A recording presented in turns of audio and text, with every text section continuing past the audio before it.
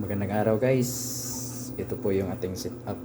Nilagyan ko ng SSR. Yan. So ito po yung SSR.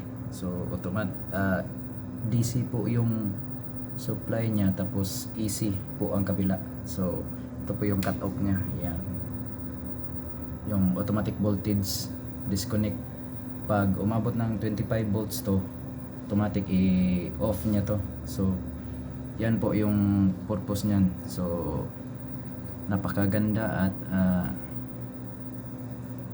madali lang i-set up siya. So bali ito yung galing sa ating battery na ito, yung Gentile.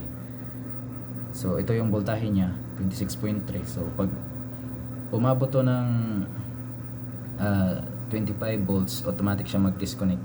So yun lang muna guys. Pag na-off na to, madi-disconnect to yung ating mga kuan. Ito kasi yung nagsusupply ng ating 12 volts to, tapos ito is 24. So parang ginawa ko na to na UPS.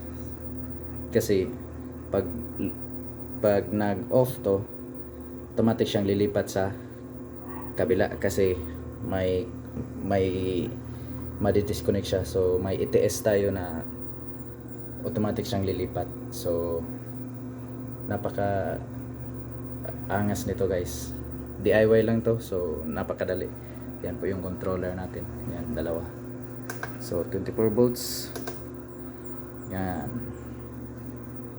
Thank you.